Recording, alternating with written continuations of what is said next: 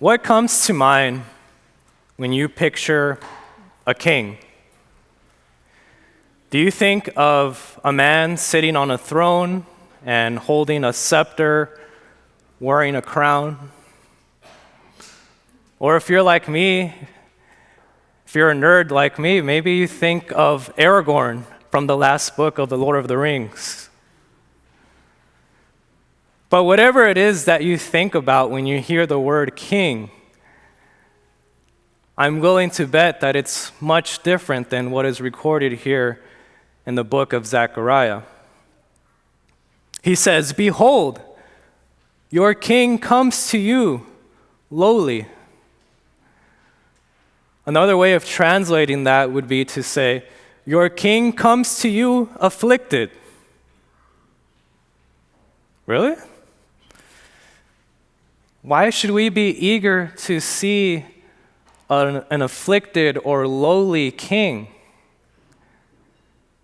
If the king is afflicted, then doesn't that mean that his kingship isn't going well? I mean, who wants a ruler who is weak or in pain or suffering? And on top of that, he says, "Behold, he comes to you riding on a donkey." A donkey? Would we not expect a king to be riding on a strong war horse? Today, in places where monarchies still exist, we don't see royalty driving around in beat-up Honda Civics, do we? No, rather they drive around in luxury limousines with their own chauffeurs. Likewise, we don't expect a king from antiquity to be riding on a donkey. Donkeys are beasts of burden, not majestic steeds. In preparation for this sermon, I did some research on donkeys. And guess what? They don't compare to horses. See, horses are very fast. They can go from 0 to 55 miles per hour in a matter of seconds. Horses like being ridden. They don't mind carrying a rider. Donkeys, on the other hand, they don't run at all. They only go forward and backward. And in general, they don't like carrying riders or weight on their back of any kind. Furthermore, a donkey will often stop in the middle of riding and just start grazing. They don't care if you have somewhere to go. And so it doesn't make sense for a king to be, number one, lowly, and number two, riding a donkey. But that's what Zechariah tells us to expect. This is what he says to his Old Testament audience. He says, keep an eye out for this particular king, for this specific looking king, because he will be the one to fulfill a very specific mission.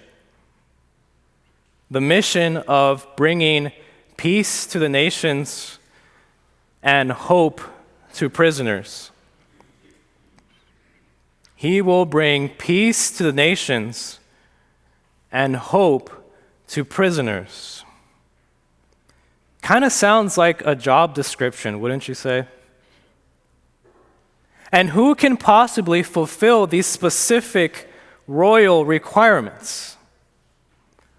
Who is this King of glory, as the appointed psalm asks? Well, doesn't our gospel tell us who it is? In the Gospel of Mark, it says that Jesus entered Jerusalem on a colt, the foal of a donkey. And that's exactly what Zechariah said, right? He said, he will come to you on a colt, the foal of a donkey. Wait a minute. We already know how difficult it is to ride a standard full-grown donkey. So riding a colt or a foal should be next to impossible. But Jesus can do the impossible. For he is the King of glory. And what makes him glorious, you might ask? Well, he comes to bring us righteousness and salvation. He entered the gates of Jerusalem with the sole purpose of going face first to endure the agony of the cross. You see, there had to be punishment for sin, for God is a just God. But wait a minute. It wasn't us who went to the cross, was it? No, it was Jesus, the innocent king, the king who had committed no crime. He was the one that went to the cross.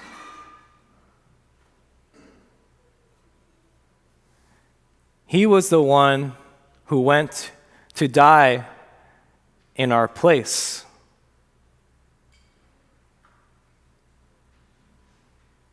What other king do you know has done something like this? What other king humbled himself to be punished for the sins of his royal subjects? What other king do you know was willingly tortured and executed for the crimes of his servants?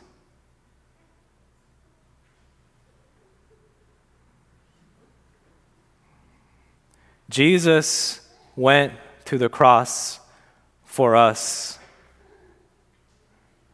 And because he did so, he gave us peace and hope.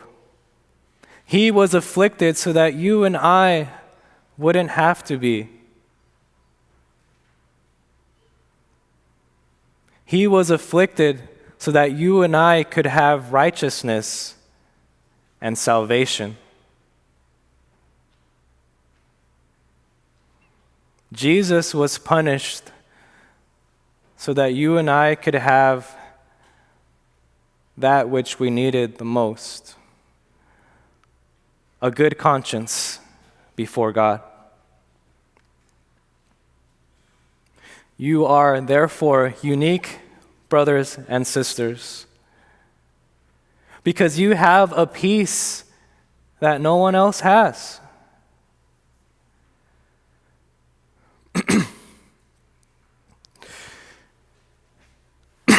Excuse me.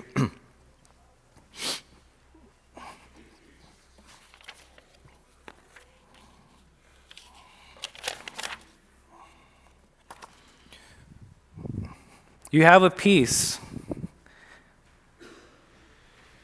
that no one else has, because Jesus went to the cross and he was able to release us from the waterless pit, as Zechariah says. You see, back in the day, if you were thrown into a waterless pit, in other words, a waterless cistern or a waterless well, that was a death sentence. Because there was no way out of that well unless someone threw a rope down to you and pulled you out. Likewise, there was no escape from hell, right?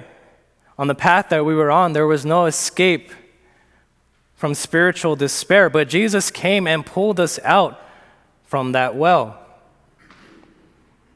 He came and gave us, the prisoners, hope.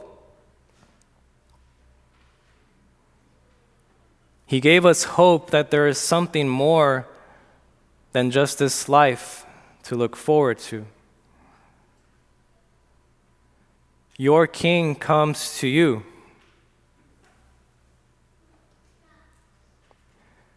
You see, back in the day, that would have never have happened.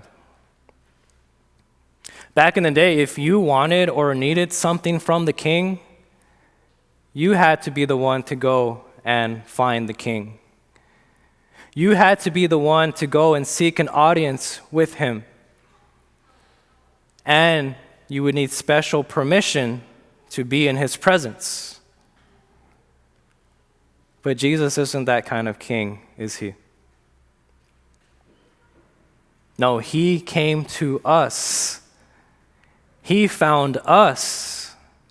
He sought us out. Your King comes to you. In the original Hebrew, it says he comes. It doesn't say he came. While it's true that he came and died on the cross, he still comes to us now in his word and in the sacraments. And we still wait for him to come on the last day, the day in which he will come to return and take all of us, you and me, all believers, to be with him in royal paradise. Your King comes to you.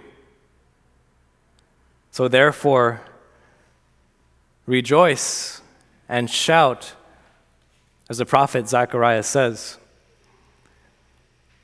Your King comes to you, and this changes everything. Amen?